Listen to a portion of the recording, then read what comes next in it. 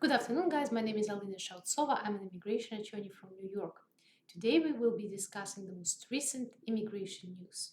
You may think that because immigration reform at a still, there is nothing to talk about, but this is just not the case.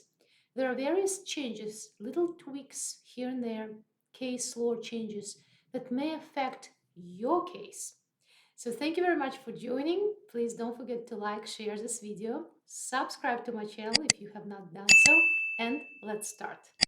First news, which is very important, is concerning USCIS and the response time that you will have to reply to various USCIS notices. If you have any case, adjustment of status, maybe VAWA petition, relative petition, you have to know that when USCIS sends you a request for more evidence, notice of intent to deny, notice of intent to revoke, or if they deny your case, you have certain time to file an appeal or respond to such a denial.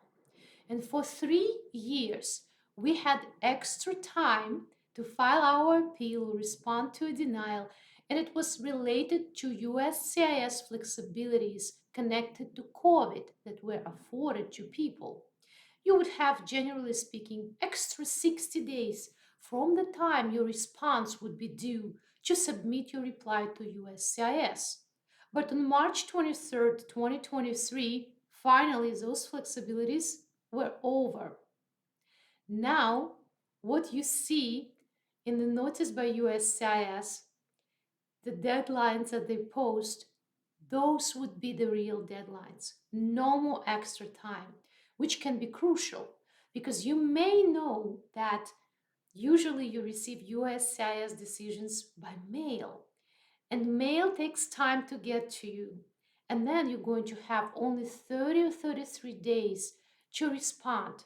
Imagine you have less than 30 days because of the mailing delays to file an appeal or to file response to more evidence. So now you have to be extra careful and extra fast, just like we had to be before the pandemic. US versus Hansen. Why is it important? Some sort of a decision against somebody's fighting in the United States Supreme Court over something, but why I'd be discussing it? Well, it is because this case concerns a very important federal statute. See, in the United States, there is law that says that anyone who encourages or inducing an alien to come to, enter, or reside in the United States, knowing or in reckless disregard of the fact that such coming to, entry, or residence is or will be in violation of law, can be subject to a federal penalty.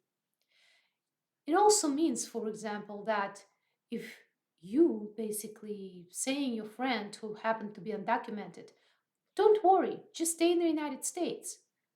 Wait if immigration reform passes or if an attorney does it. Potentially, an attorney or you may be subject to federal criminal responsibility. But one person decided to take this issue to the United States highest court, arguing that this particular statute, this law, is very vague. The government is fighting back, saying that in reality, the government uses this particular statute only if there is a serious criminal conduct involved, and regular citizens and immigration lawyers do not need to worry about the language of the law. However, how do we know that this particular interpretation of the law by the government is not going to be changed tomorrow? So this is a very important case that is worth watching for and worth tracking, and it's worth to find out what is going to happen in the end.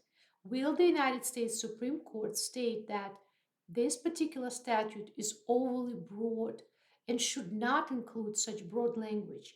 Because I'm sure that many lawyers are very careful when they're consulting clients, being mindful of this language. For example, I am, of course, And it's time for a change and clarity in the statute. Finally, in my blogs on my website, shautsova.com, I've been covering a very important topic, a topic of immigrants coming illegally to Canada, seeking asylum there. You see, there is an agreement between Canada and the United States that says that if a person legally comes to Canada from the United States, they cannot seek asylum there and would be returned back. But this agreement would not work if a person would cross the border with Canada from the United States. Can you believe it? Now there are people who are running from the United States to Canada illegally, and agreement would not work, and then they will have a second chance asking for asylum or some other immigration benefits in Canada. So guess what? Biden administration finally caught up, and the Canadian administration finally caught up with this loophole in the law, and new regulation is coming up. That agreement between Canada and the United States, which called Safe Third Country Agreement, is going to be extended to illegal crossings as well, or it's going to be covering individuals who cross between the official ports of entry along the US-Canada border.